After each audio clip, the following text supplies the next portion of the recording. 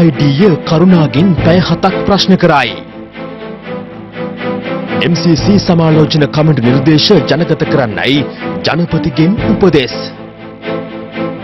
කුඩු ජාවාරමේ පැටලුණු නාකොටික නිලධාරියෙක් ගැන CID විමර්ශනයක්. සජිත්ටත් ලකුණ වරදී. අයම් පහක්ම ඉල්ලන්නේ සමග ජන බලවේගයෙන් ඔර්ලෝසෙන් සමාවෙන්න දුරකථන කියන එක මේ අවස්ථාවේ කියන්නේ. මාස දෙකකට පසුත් නාවික හමුදාවෙන් කොරෝනා ආසාදිතයන් 6ක්. අකුණුසැර වැදීමෙන් දිනක් තුල ඉන්දියාවේ 83 දෙනෙක් මරුට. ලංකාවේ එකම වානේ කම්බිය ලංවා.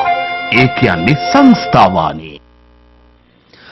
අපරාධ පරීක්ෂණ දෙපාර්තමේන්තුව හමුවේ අද පෙනී සිටි හිටපු පාර්ලිමේන්තු මන්ත්‍රී විනයාගමූර්ති මුරලීධරන් හෙවත් කරුණා අම්මාන් පැය 7කට ආසන්න කාලයක් ප්‍රකාශ ලබා දුන්නා. ඒ අම්පාර ප්‍රදේශයේ පැවති දේශපාලන රැස්වීමකදී සිදු කළ ප්‍රකාශය සම්බන්ධයෙන් සිදු කරන විමර්ශනයට අදාළවයි. දවසේ පුවත පසුගිය ජූනි 17 වෙනිදා අම්පාර ප්‍රදේශයේ පැවති දේශපාලන රැස්වීමකදී කරුණා අම්මාන් සඳහන් කර තිබුණේ තමන් LTTE සංවිධානයේ ක්‍රියාකාරීව සිටියේදී හමුදා සමාජිකයන් 2000-3000 අතර ප්‍රමාණයක් එක රැයකදී ඝාතනය කළ බවයි. கருணா அம்மான் கொரோனாவை விட கொடியவனா உண்டு. அது உண்மை அவன் சொன்னேன். கொரோனா வந்து 9,000 செத்துருக்கி. நாங்க ஒரு இரவுல 2000-3000 ஆமியை கொண்டாங்க. முழங்காதே சதியா சொல்லி ஏன் பரவாயில்ல. அதே மாதிரி கிளியில் வச்சு 3000 அவனுக்கு தெரியாது. මෙම ප්‍රකාශය සම්බන්ධයෙන් වහාම පරීක්ෂණයක් ආරම්භ කරන ලෙස වැඩබලන පොලිස්පතිවරයා අපරාධ පරීක්ෂණ දෙපාර්තමේන්තුවට පසුගිය සඳුදා නියෝග කළා. ඒ අනුව ප්‍රකාශයක් ලබා ගැනීම සඳහා අපරාධ පරීක්ෂණ දෙපාර්තමේන්තුව හමුවේ පෙනී සිටින ලෙස විනයාගමූර්ති මුරලීධරන් හෙවත් කරුණා අම්මාන්ට දැනුම් දුන්නද නීතිඥයෙකු මාර්ගයෙන් ඔහු දැනුම් දී තිබුණේ තමා අසනීපෙන් පසුවන බවයි. මේ අතර කරුණා අම්මාන්ගේ ප්‍රකාශය සම්බන්ධයෙන් විවිධ පාර්ශ්වයන්ද අදහස් පළ කළා. අපේ රටේ සාක්ෂි ආඥාපනත අනුව ස්වේච්ඡාවෙන් කරනු ලබන පාපොච්චාරණ අපරාධ නඩුවක සාක්ෂි වශයෙන් අනුකූලයි. මිනීමැරීමක් පිළිබඳ පාපොච්චාරණයක් කරපු තැනැත්තෙකුට අද අපරාධ පරීක්ෂණ දෙපාර්තමේන්තුවට ඇවිල්ලා නිදහසේ ගෙදර යන්න පුළුවන් නම් මේ රටේ නීතිය ආධිපත්‍ය නැහැ. ප්‍රේමදාස ජනාධිපතිතුමා එතුමා ආයුධ කරුණා අම්මාන්ලට LTT එක දීපු එක මම හිතනවා වැරදි කියලා. පොදු ජන එක්සත් පෙරමුණ නොමිනේෂන් දෙනකොට ඒගොල්ලෝ දන්නවා දෙමළ ඡන්ද ඒගොල්ලන්ට ලැබෙන්නේ නැහැ කියලා. ඒක නිසා ඒගොල්ලෝ කරුණා අම්මාන්ව වෙනම කණ්ඩායමක් එක්ක දාලා ඡන්ද ටික ගන්න. කරුණා මිනිමෙනුවයි කියන එක මේක අලුත් දෙයක් නෙවෙයිනේ. කරුණා අම්මන්ගේ පොඩි සෝබන ගතියක් තියෙනවා. කරාට වැඩි දේවල් කියන ගතියක් තියෙනවා. අපි හැබැයි කටරාපු ගණන් කිව්වත් වැරදි වචනයක් තමයි පාවිච්චි කරලා තියෙන්නේ. හැබැයි අපි දන්න තරමින් මේක මේ කටවාචාලකමට කරපු කතාවක් කියන එක නම් ඉතාම පැහැදිලි. කරුණා අම්මාන් නැගෙනහිර පළාතේ ඡන්දපදනම හදාගන්න හේ ජනතාවගේ දේශප්‍රේමී හැඟීමට කතා කරන්න පටන් ගන්න තියෙනවා. කරුණා අම්මාන්ට කියන්න සිද්ධ වෙනවා මම හමුදාවේ 3000ක් මැරුවා. ඒ තමයි කරුණාගේ හැටි කියලා. දෙමළ භාෂාවෙන් ඒ ජනතාවගේ හැඟීමට කතා කරනවා. ඒ හැඟීම ප්‍රයෝජනට ගන්න දැන් කරුණා අම්මාන් එහෙදී ආයෙ පාවිච්චි කරනවා. හැබැයි ඡන්ද ටික වැඩෙන්නේ එකම පෙට්ටිය. කරුණා අම්මාන් අපේ පක්ෂයෙන් ඡන්දෙ ඉල්ලන්නේ නැහැ. කරුණා අම්මාන්ට අපි කිසි දෙයකට ආරාධනා කරලා නැහැ. අපි පැහැදිලිවම කියලා තියෙනවා මේ ප්‍රකාශය සම්බන්ධයෙන් CID එකේ පරීක්ෂණ වලට භාජනය කරන්න කියලා. එදා විපක්ෂයේ ඉඳලා දැක්ක වැරද්ද අද අපි ආණ්ඩුවේ හිටියක් දකිනවා. කිසිම දවසක අපි වැරදි ප්‍රකාශයක් වහන්න සූදානම් නැහැ. මේ අතර කරුණා අම්මාන් සිදු කළ ප්‍රකාශය සම්බන්ධයෙන් කඩුවෙල මහනගර සභාවේ මන්ත්‍රීවරයෙකු වන බෝසෙත් කලහෙපතිරණ මහතා විසින් ශ්‍රේෂ්ඨාධිකරණය හමුවේ අද මූලික අයිතිවාසිකම් පෙත්සමක්ද ගොනු කළා. අදාළ ප්‍රකාශය තුළින් දණ්ඩ නීති සංග්‍රහයේ 293 සහ 294 යන වගන්තිවලට අනුව මෙන්ම ත්‍රස්තවාදයේ වැළැක්වීමේ පනත සහ එක්සත් ජාතීන්ගේ සිවිල් හා දේශපාලන සම්මුති පනත යටතේ කරුණා අම්මාන් වරදක් සිදු කර ඇති බව එම පෙත්සම මගින් පෙන්වා දී තිබෙනවා. එමෙන්ම පෙත්සම්කරු සඳහන් කර ඇත්තේ සාක්ෂි ආඥාපනතේ 17 එක වගන්තිය ප්‍රකාරව මෙම ප්‍රකාශය අපරාධයක් කළ බවට පිළිගැනීමක් මෙන්ම පාපොච්චාරණයක්ද වන බවයි. ඒ අනුව කරුණා අම්මාන් අත්අඩංගුවටගෙන අධිකරණයට ඉදිරිපත් කරන්නයි වැඩබලන පොලිස්පතිවරයාට නියෝගයක් නිකුත් කරන ලෙස පෙත්සම්කරු ශ්‍රේෂ්ඨාධිකරණයෙන් ඉල්ලා තිබෙනවා. කෙසේ වෙතත් විනයාගමූර්ති මුරලීධරන් හෙවත් කරුණා අම්මාන් අද පෙරවරු 10:30ට පමණ අපරාධ පරීක්ෂණ දෙපාර්තමේන්තුව හමුවේ පෙනී සිටියා.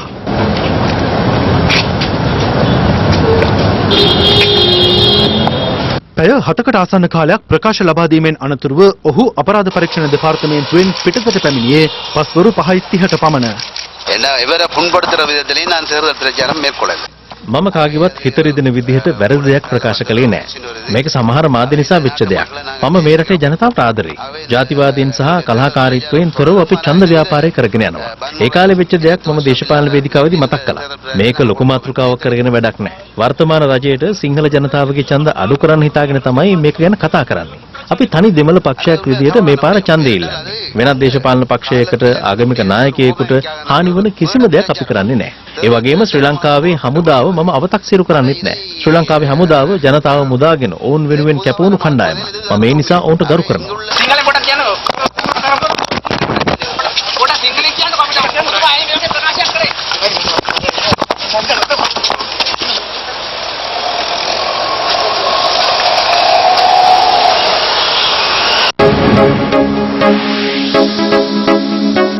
දවසේ පුවත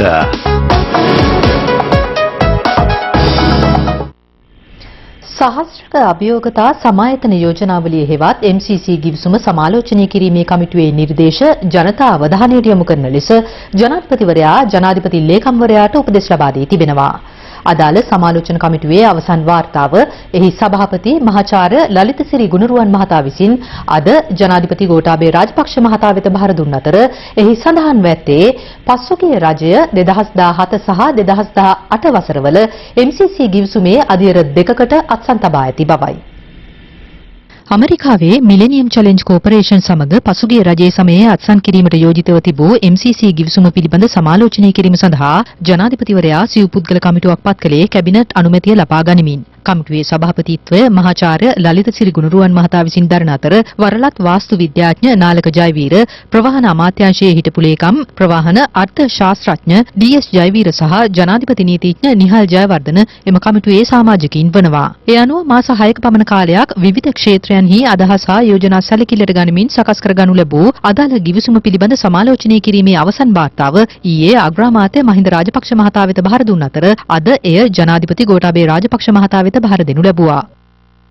ඒ සම්බන්ධයෙන් පැවති සාකච්ඡාවේදී මහාචාර්ය ලලිතසිරි ගුණරුවන් මහතා පෙන්වා දුන්නේ පසුගිය රජය 2017 සහ 2018 වසරවල MCC ගිවිසුමේ අදියර දෙකකට අත්සන් තබා ඇති බවයි. ඒ යටතේ ඇමරිකානු ඩොලර් මිලියන 7.4ක් සහ මිලියන 2.6ක් ප්‍රදානය කර ඇතත් ඊට අදාළ ගිණුම් විස්තරයක් කිසිදු ස්ථානයක දක්නට නොමැති බව ඔහු පෙන්වා දුන්නා. ව්‍යාපෘතිය පාර්ලිමේන්තු පනතක් වශයෙන් සමත කිරීමෙන් පසු ප්‍රතිවිරුද්ධ මතයක් හෝ යෝජනාවක් ඉදිරිපත් කිරීම ගිවිසුමට පටහැනි වීමක් බවද ගුණරුවන් මහතා ජනාධිපතිවරයාට පෙන්වා දී තිබෙනවා.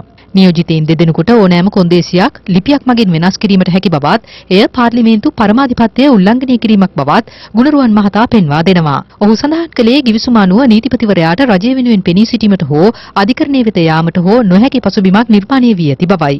එසේම බාහිර පාර්ශවයක මැදිහත් වීමකින් තොරව මධ්‍යස්ථ වාර්තාවක් සම්පාදනය කිරීම සඳහා අවස්ථාව ලබා දීම සම්බන්ධයෙන් කමිටු සභාපතිවරයා ජනාධිපතිවරයාට මෙහිදී ප්‍රසාදය පළ කර තිබෙනවා.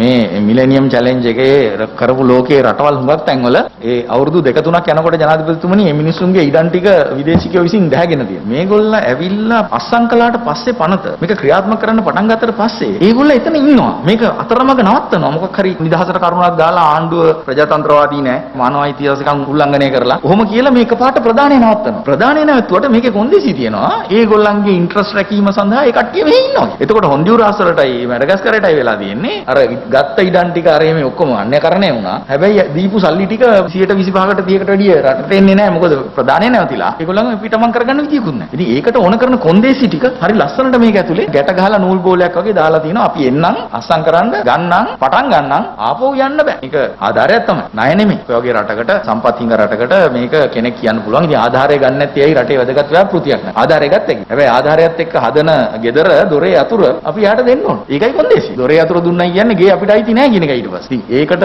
අපිට එකඟ වෙන්න බෑනේ. මේ අතර කැබිනට් තීරණ දැනුම් දීමේ ප්‍රවෘත්ති සාකච්ඡාවේදීද මේ සම්බන්ධයෙන් අදහස් පළ වුණා. ඊයේ දිනේදී සම්පූර්ණ වාර්තාව අග්‍රාමාත්‍යතුමාට බාර දීලා තියෙනවා. සම්පූර්ණ වාර්තාව බාර දුන්නාම ඒ වාර්තාවේ තියෙන්නේ මොනවද? ඒ වෙනුවෙන් ගන්න ක්‍රියාමාර්ග මොනවද කියන එක පිළිබඳව අපි පැහැදිලි කිරීමක් කරනවා. මේ සියල්ල විනිවිද පේන ආකාරයෙන් ජනතාවට දැනුම් දීලා තමයි ආණ්ඩුව සියලු දේ කරන්නේ. අවස්ථා දෙකකදී ඉතාම පැහැදිලිව මෙම කැබිනට් මණ්ඩල සාකච්ඡාවේදී අත්සන් නොකරන බව ප්‍රකාශ කළා.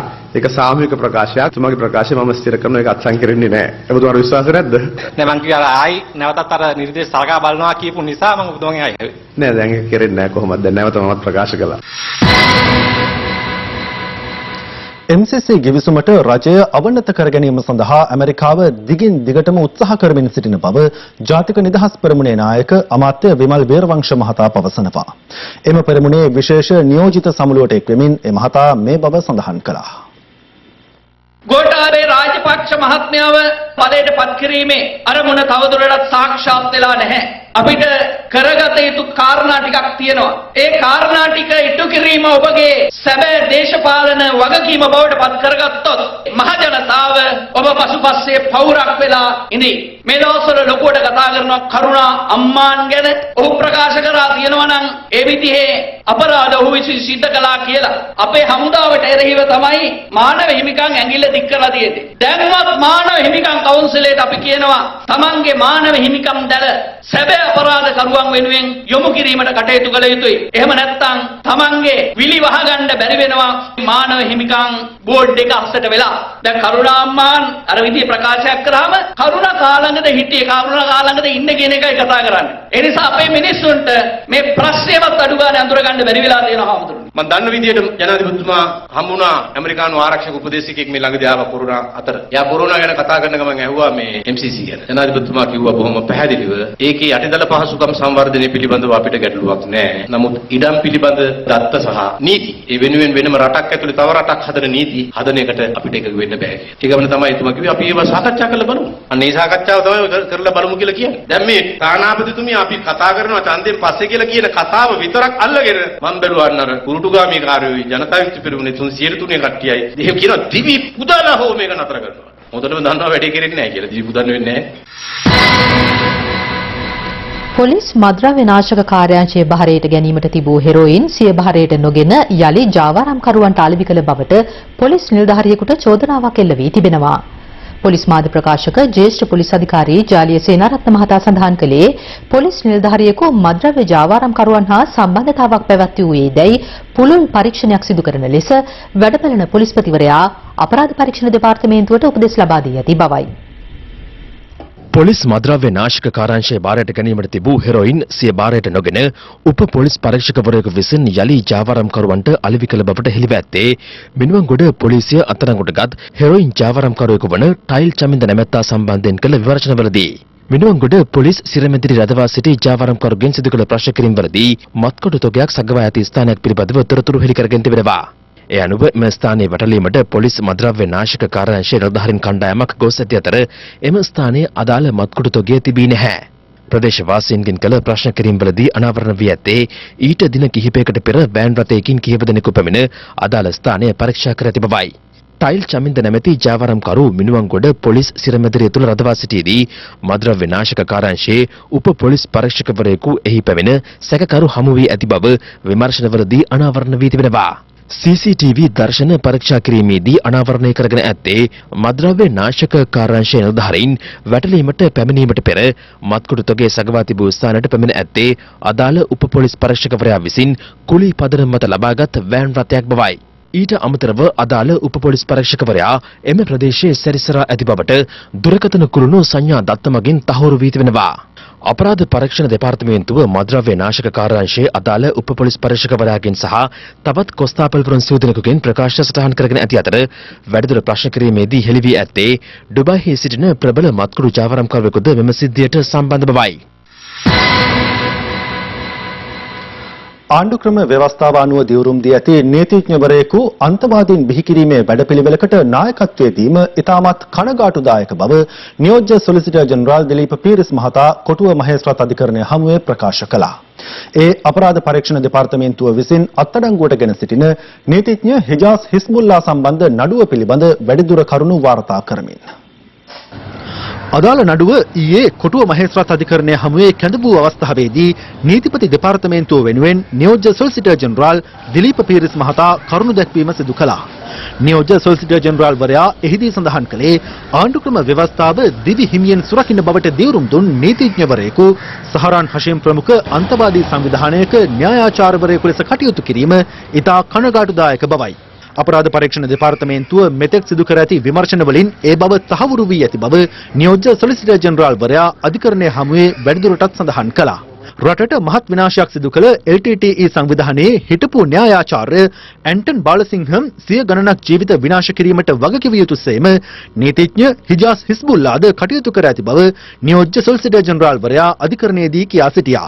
පාස්කු බෝම්බ ප්‍රහාරයට සහකාර නීතිඥ හිජාස් හිස්බුල්ලා ඍජුවම සම්බන්ධ වී නොමැති බවට විත්තිය නගන තර්කය සැබෑ විය හැකි නමුත් ළමා මනස විකෘති කර සමාජය කෙරෙහි වෛර සහගත හැඟීම් ඇතිවන ආකාරයෙන් දේශන පවත්වා අන්තවාදීන් බිහි කිරීමට වෑයම් කිරීම ත්‍රස්තවාදී ක්‍රියාදාමයේ කොටසක් වන්නේ යයි නියෝජ්‍ය සොලිසිටර් ජෙනරාල්වරයා එහිදී අධිකරණය හමුවේ කියා සිටියා. ඔහු වැඩිදුරටත් පැවසුවේ පුත්තලම මද්‍රසා පාසලේදී එලෙස ශාරීරික හා මානසික පුහුණුවක් ලබා දුන් බාල වයස්කාර දරුවන් ඔවුන් ලැබූ අත්දැකීම් අනාවරණය කළ පසු ඔවුන් විමර්ශන නිලධාරීන්ට ලබා දුන් ප්‍රකාශ වෙනස් කිරීමට අන්තවාදී කණ්ඩායමක් විවිධ බලපෑම් එල්ල කර ඇති බවයි.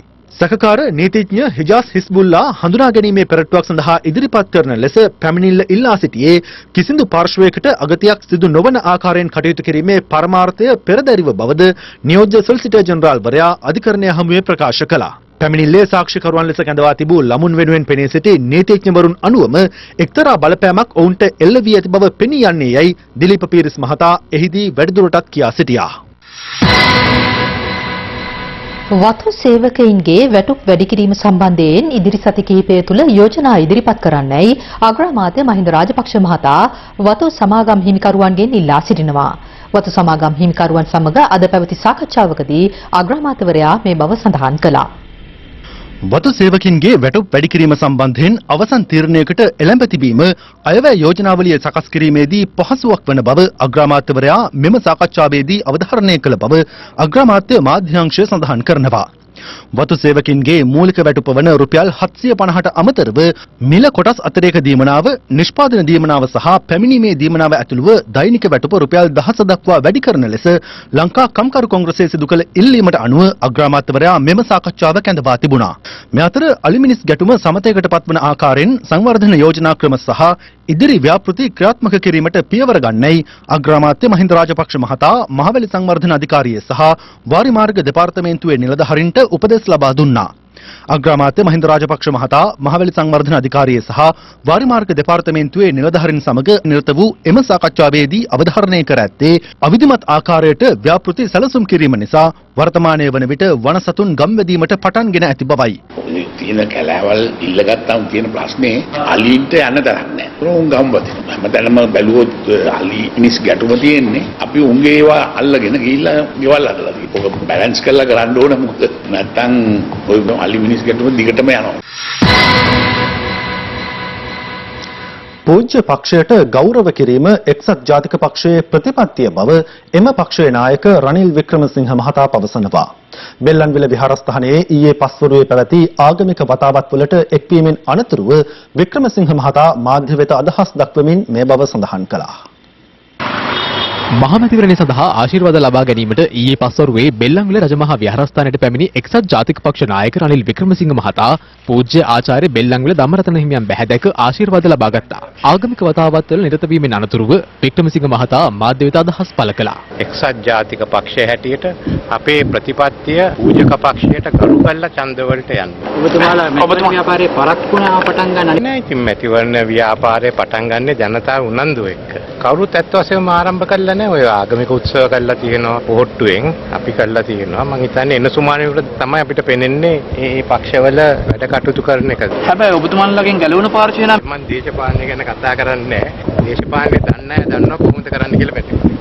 හාමුදුරුවෝ බණ කියනකොට අපිට ඇහුණා අගමැතිවරයෙක් විදියට පත් වෙච්ච වැඩිම වාර ගණනක් තියෙන රනිල් වික්‍රමසිංහ මහත්මයා කියලා. හැබැයි මේ වන විට අසරණම වෙච්ච නායකයෙතුමා නේද? නෑ මම හිතන්නේ අහිංසක පින්වතුන්ට අහන්න කොයි වගේ දෙයක් කරන්න පුළුවන් පුද්ගලයෙක්ද මෙතන සිටින්නේ කියලා. මේ සිංහල බෞද්ධ රටේ බෞද්ධාගම අගෞරව කරන කවුරුත් අපි නාම යෝජනා දීලා නෑ. ඒගොල්ලෝ ඉන්නේ ඔය සුළුතර පක්ෂවල. ඒ වගේම අගරාධිකරු ගැන ප්‍රකාශ කරලා තිබ්බා අපේ මහානායක ස්වාමීන් වහන්සේ බහැදකින අවස්ථාවේදී පෙන්වලා දුන්නා. එවැනි පුද්ගලයන් දේශපාලනේ සිටුවේ නැහැ කියන එක. ඔබතුමාලගේ රජයේ යටේ හිටිය ප්‍රබල ඇමතිවරයෙක් තමයි මේ ප්‍රකාශය කරේ. ඒක තමයි නාම යෝජනා හම්බුනේ නැත්තේ අපේ පක්ෂයෙන්. ඔබතුමා කියන්නේ පක්ෂය සුද්ධ කරලා කි? ඇත්ත වශයෙන්ම සුද්ධ වුණා. එක්සත් ජාතික පක්ෂයේ සමගී ජන බලවේගයෙන් අභියෝගයක් ඇත්තෙම නැද්ද? මොකද්ද? මොන වේගයක්ද? සමගී ජන බලවේගය. සමගියක් තියනවද ඒක? බලවේගයක් දැස අපිට පේන්නේ නැහැ. අවස්ථාව ලැබුණොත් ආණ්ඩුවත් එක්ක වැඩ කරනවනේ. අපි ආණ්ඩුව හදනවා. පුළුවන් දෙයක්? පුදුමයි වගේනේ. මේක තමයි ඔබතුමා හරි විශ්වාසයෙන් ගෙනින්න මට මේ පුදුමනේ. දැන් තියෙන තත්ත්වය බැලුවාම දැන් සනීපද? ඔබ සනීප වෙන්න තමයි අපි කියන්නේ. වරදාන වරප්‍රසාදවලට පාක්ෂිකයින් පාවා නොදෙන එකම බලවේගය සමගි ජන බලවේගය බව එම පක්ෂයේ නායක සජිත් ප්‍රේමදාස මහතා පවසනවා. ඔහු මේ බව සඳහන් කළේ බලපිටිය ප්‍රදේශයේ පැවති ජන හමුවකට එක්වෙමින්.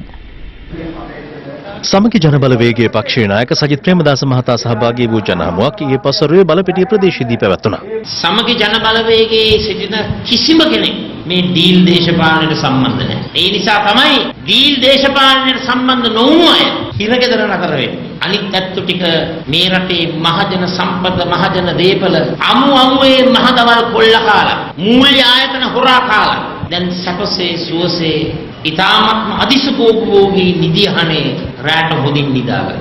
කොච්චර හොදින් නිදාගත්තත් මතක තියාගන්න මහා පාප කර්මයක් කරලයි මේ අත්වද සුඛ විහරණය ලබන්නේ. තමුන්නාන්සලා මේ දුරකථනයට කතරේ ගහනවායි කියන්නේ. තමුන්නාන්සලා මේ දුරකථනය සමගි ජන බලවේගය දිනවනවායි කියන්නේ කිසිම දවසක මුදලට වරදානවලට ඇමතිකම් වලට සමාජිකයෝ පාක්ෂිකයෝ පාවා නොදෙන එකම බලවේගය සමගි ජන බලවේගය.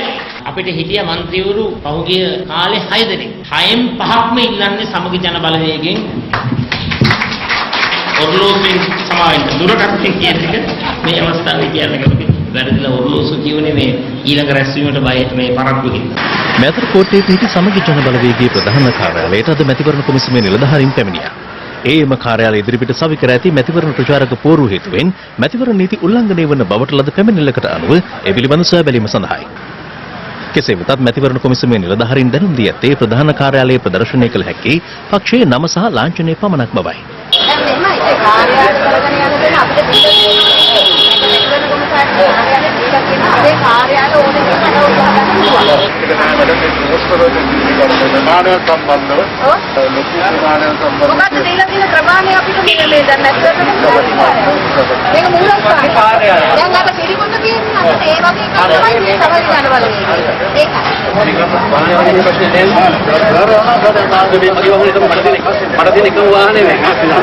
මේකයි වැඩේ. මැතිවරණ කොමිසමේ ප්‍රචාරණ කටයුතු පිළිබඳව සුසෙන් දාලා තියෙන කීප තාම අසාධාරණකමක් තියෙනවා. හරි අපි ඔබතුමාලා කියන නීති වලට කටයුතු කරන්න. ඒක නම් ගැටලුවක් නැහැ. හැබැයි මේ දීලා තියෙන නීති මාර අසාධාරණයි. මහ මැතිවරණය පිළිබඳව දේශපාලන වේදිකාවේ පළ වූ අදහස් කිහිපයක් දැන්. දැන් අපි පෝස්ටර් ගහන්නේ නැහැ, කට් අවුට් දාන්නේ නැහැ, තැන් වල අවලස්සන වෙන ආකාරයෙන් කටයුතු කරන්නේ නැහැ. දැන් හරියට නිකන් මේ අවුරුදු උත්සවයේ සැඟවුණු අමුත්තා තෝරනවා වගේ තමයි ඡන්දේ කරන්න වෙලා තියෙන්නේ. ගිහිල්ලා අතින් අල්ලගෙන අහන්න ඕන ඔයා ඡන්දේ ඉල්ලනවාද, ඔයාගේ අංකය මොකක්ද? අද වෙද්දි එක්සත් ජාතික පක්ෂේ හරි සමගි ජන බලවේගය හරි කවුද අපේක්ෂකයෝ කියලා හොයාගන්න බෑ. ඡන්දේ දෙන්න ඕන ලකුණ මොකක්ද කියලා හොයාගන්න බෑ. සමගි ජන බලවේගයේ තමයි රටේ බලය ඉස්සරහට තහවුරු කරන්නේ. අද මෛත්‍රීපාල සිරිසේන මහත්තයාට යන්නේ නම නැති වෙලා තියෙනවා. දයාසිරි ජයසේකර මහත්තයා ප්‍රසිද්ධියේ ඇවිල්ලා කියනවා දැන් ඒගොල්ලන්ට කුඩම්මගේ සැලකිල්ල කියලා. මේ පටන් ගත්තා විතරයි, තව මාසේ එකමාරකට කිට්ටු වෙන්න කාලයක් තියෙනවා. බලා ගන්න පුළුවන් හොඳ හොඳ සෙල්ලම්. දැන් සමහරුන් කියනවා මට විතරක් ගහලා නිකන් ඉන්න එක තනියෙන් බුදු වෙන්න වගේ. අපි කියන්නේ තවත් දෙන්නෙකුට මනාප ගහන්න. ඉල්ලන හැමෝටම නෙමෙයි. ගොඩක් කරගන්න පුළුවන් තවත් දෙන්නෙකුට අතර ගහන්න. එක්සත් ජාතික පක්ෂය දෙකට බෙදලා ආයි මේ කපේදී ආණ්ඩුවක් ගන්න හම්බෙන්නේ නැහැ. තව අවුරුදු 20ක් 25ක් යනකම් ගන්නවා තියා හිතන්නවත් බෑ. පහුගිය ජනාධිපතිවමේදී සජිත් ප්‍රේමදාස මැතිතුමා පරාජය කරේ විරුද්ධ කණ්ඩායමක් නෙමෙයි. අපේම කඳවුරේ රනිල් වික්‍රමසිංහ නායක රනිල් වික්‍රමසිංහ කල්ලියේ දෙවිය මේ ආරම්භයේ සිද්ධ වෙන්නේ මේ මහමැතිවරණ තුළ. දැන් මේ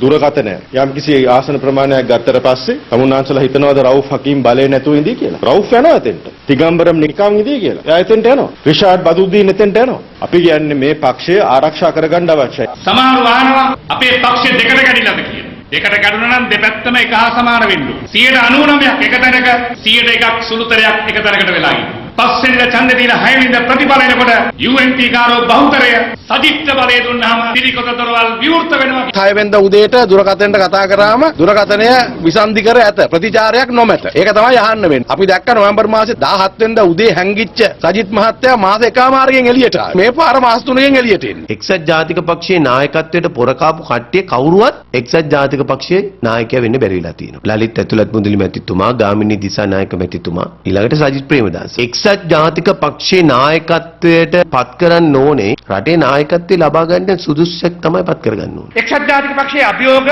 ගැටුමකට පරිවර්තනය කරන්න එපා. අපේ ගැටුම එක්සත් ජාතික පක්ෂයේ එක්ක නැහැ. අපි රනිල් වික්‍රමසිංහ මහත්තයා ගැන කතා කරන්න යන්නෙත් නැහැ. අපේ එකම අභිප්‍රාය සජිත් ප්‍රේමදාස මහත්මයා අගමැති කරලා අපේ ආණ්ඩුවක් හදන එක. එතුමාට තව අවුරුදු 20ක් විතර ඉස්සරහට සිහි කල්පනාව ඇතුව වැඩ කරන්න පුළුවන් නායකයෙක්. සජිත් ප්‍රේමදාස එද්දී UMP ගම්මල හිටපු ආයතේ නියම බඩක් එන්නේ කියලා. හැබැයි යන්න යන්න තමයි තේරුනේ වැඩේ අවුල් කියලා. කොකා ඉගිල්ලෙද්දිනේ කොකාගේ සුදු පේන්නේ නැහැ. දකින්නවද කියන කතාවේ? නාර හොඳයි කියනවා, නාඩිය හොඳයි කියනවා, මෝටර් එක හොඳයි කිව්වා, එන්ජින් එක හොඳයි කිව්වානේ. මං කිව්වා ඒ කාලේ නම් එතුමාගේ එන්ජින් එකත් හොඳ ඇති, මෝටර් එකත් හොඳ, පිස්ටන් එක අවුල්ද දන්නේ නැහැ.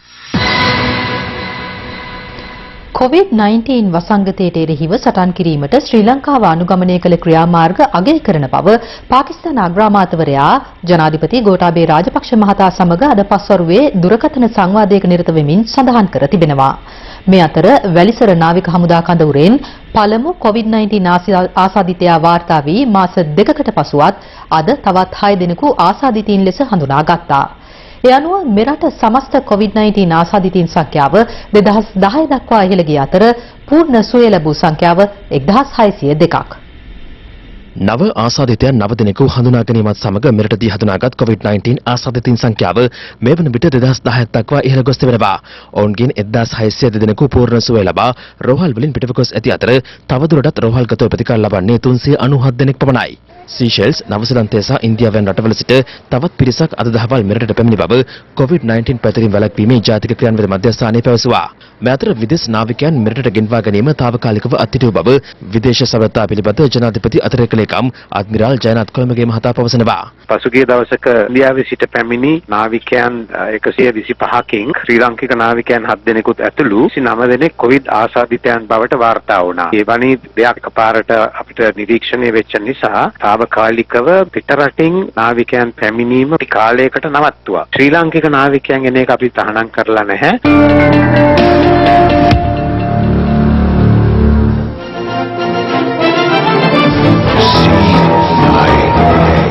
ත්‍රිකුණාමලය දිස්ත්‍රික්කයේ පිහිටි ජෛව විවිධත්වයෙන් නනුවන පරිසර පද්ධතියක් වන සාම්බර්තිව් කලපුව ඉවක් බවක් නොමැතිව ගොඩ කිරීමේ ජාවාරමක් ක්‍රියාත්මක බව හිරු CIA හරහා අප පෙරේදා හෙළි කළා.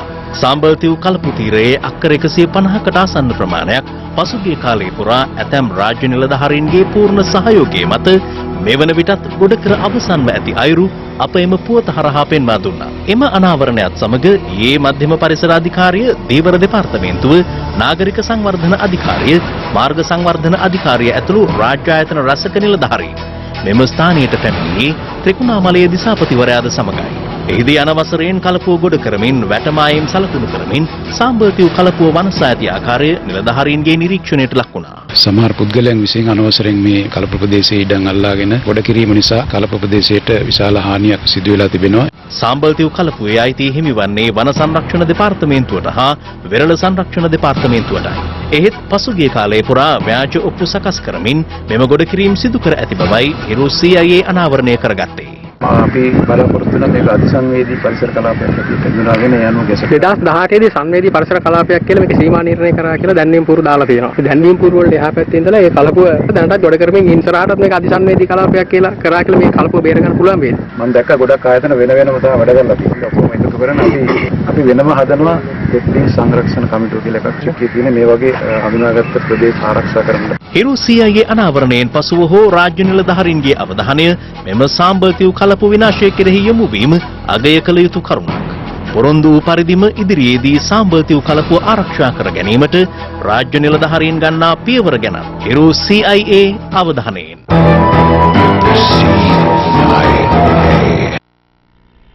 ශ්‍රී ලංකන් ගුවන් සේවය හෙට සිය ගුවන් ප්‍රවාහන ඉතිහාසයේ නව පරිච්ඡේදයකට එළඹීමට නියමිතයි. ඒ අනුව ගුවන් භාණ්ඩ ප්‍රවාහනය වෙනුවෙන්ම තැනූ විශේෂ ගුවන් යානය අද එළි දක්වනු ලැබුවා. ශ්‍රී ලංකන් ගුවන් සේවයේ පළමු භාණ්ඩ ප්‍රවාහන ගුවන් යානය එළි දැක්වීම අද පෙරවරුවේ සිදු කෙරුණේ එහි සභාපති අශෝක් පතිරගේ මහතාගේ ප්‍රධානත්වයෙන්.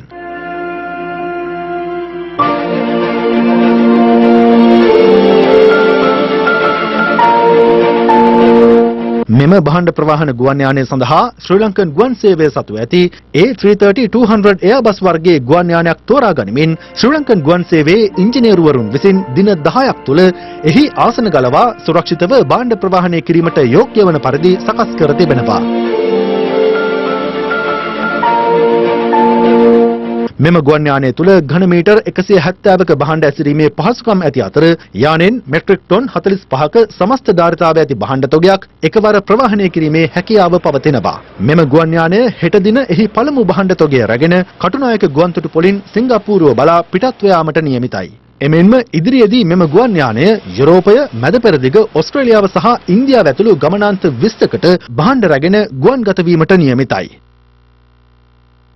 normal passenger A330-300 aircraft එක designated cargo hold එකේ ගෙනියන්න පුළුවන් ධාරිතාවය CBM 120ක් වගේ. මේ conversion එකෙන් පස්සේ මේ aircraft එකේ CBM 170ක් ගෙනියන්න පුළුවන්. එතකොට CBM 50කින් 60කින් වගේ වැඩි වෙලා තියෙනවා. ඒක ලොකු advantage එකක් අපිට අපේ day to day businesses වලදී. මේකේ පිරිවැය ඇවිල්ලා about $30,000 කියලා තියෙන මේ conversion එකට. අපේ තියෙන aircraft හරියට use කරන්නත් ඒ වගේම cargo එකට අපේ focus එක වැඩි කරන්න තමයි අපි හිතන් ඉන්නේ. මොකද අපි හිතනවා එතන සායන ලොකු business එකක් තියෙනවා. අපි ඉස්සෙල්ලා හරියටම බලලා නැති. cargo එකට හැරෙව්වේ පසුගිය කාලය තුලද ආందోලනාත්මකකට පුදුදුන් මේ ගුවන් යානේ නේද? ඔව් දැන් මේකේ ප්‍රශ්න වගේ වෙලා තියෙනවා. මම හිතන්නේ මේ Airbus එකේ වෙලාවේ cancellation එකත් එක්ක තමයි අපිට මේ aircraft එක ලැබිලා තියෙන්නේ. ඒ කියන්නේ facilities සාමාන්‍ය aircraft එකේ වැඩි අඩුයි. ඉතින් ඒකෙන්ද අපිට ප්‍රශ්නයක් තිබුණා මේක passengers-ලා අරන් යන්න use කරන්න. ඉතින් ඒකත් එක්ක දැන් I think මේක අපි මම හිතන්නේ දැන් අපි හොඳ එකක් ක්‍රමයක් වාගෙන තියෙනවා මේ cargo එකත් එක්ක.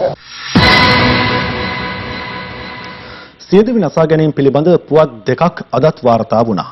මේ අතර ලොව පුරා සෑම තත්පර 8කට වරක් පුද්ගලයෙකු සියදිවි නසා ගන්නා බවයි ලෝක සෞඛ්‍ය සංවිධානය පෙන්වා දෙන්නේ. කිරුළපන පොල්හෙන්ගොඩ යුද හමුදා කඳවුර තුලදී සෙබළෙකු සිය රාජකාරී ගිනියවෙන් වෙඩි තබාගෙන සියදිවි හානි කරගෙන තිබුණේ අද අලුයම් කාලයේදී. මෙලෙස සියදිවි නසාගෙන ඇත්තේ අනුරාධපුර හොරෝපතාන ප්‍රදේශයේ පදිංචි 22 වැනි පුද්ගලයෙකු වන අතර සියදිවි නසා ගැනීමට හේතුව ප්‍රේම සම්බන්ධතාවක් බවට තොරතුරු අනාවරණ වී තිබෙනවා. මේ අතර ක්‍රෙඩිට් කාඩ් පතක් සොරකම් කිරීම සම්බන්ධයෙන් අත්අඩංගුවටගත් සැකකරුවෙකු නාරාහෙන්පිට පොලිසියේ සිරමැදිරිය තුලදී ගෙල වැළලාගෙන සියදිවි හානි කරගත් පුවතක්ද අද වාර්තා වුණා. මෙලෙස නියගොස් ඇත්තේ කිතුල්ගල ප්‍රදේශයේ පදිංචි 32 වැනි පුද්ගලයෙක්. බස්නාහිර පළාත බහර ජ්‍යෙෂ්ඨ නියෝජ්‍ය පොලිස්පති දේශබන්දු තෙන්නකෝන් මහතා සඳහන් කළේ සපත්තුවක ලේස් පටියක් උපයෝගී කර ගනිමින් ඔහු ගෙල වැළලාගෙන තිබූ බවයි. අදාළ සැකකරු පොලිස් රෝහලේ උපස්ථායිකාවක් සමග ප්‍රේම සම්බන්ධතාවක් පවත්වාගෙන ගොස් ඇති අතර ඇගේ ක්‍රෙඩිට් කාඩ් පත සොරකම් කිරීම ඔහුට එල්ල වී තිබූ චෝදනාවයි. මෙලෙස සියදිවි හානි කරගත් පුවත් පසුගිය දින කිහිපය තුළ දිවයිනේ විවිධ ප්‍රදේශවලින් වාර්තා වුණා. ලොව සිදුවන මරණවලට බලපාන ප්‍රධාන සාධක 10 අතරින් එක් ප්‍රධාන සාධකයක් වන්නේ සියදිවි නසා ගැනීමයි. ලෝක සෞඛ්‍ය සංවිධාන දත්තවලට අනුව ලෝකයේ සෑම තත්පර 40කට වරක්ම පුද්ගලයෙකු සියදිවි හානි කර ගන්නා අතර එම සංඛ්‍යාව වාර්ෂිකව ලක්ෂ 8ක් පමණ වනවා. සියදිවි නසා ගන්නා පුද්ගලයන් වැඩිම පිරිසක් වාර්තා වන ලොව රටවල් අතරින් 29 වන ස්ථානයට පත්ව ඇත්තේ ශ්‍රී ලංකාවයි. ඔබගේ ජංගම දුරකථන ජාලය අනුව හිරු ප්‍රවෘත්ති SMS සේවාව සක්‍රිය කරගන්න. හෙට මධ්‍යහන ප්‍රවෘත්ති ප්‍රකාශයෙන් යලිත් හමු වෙනවා. සුබ රාත්‍රියක්.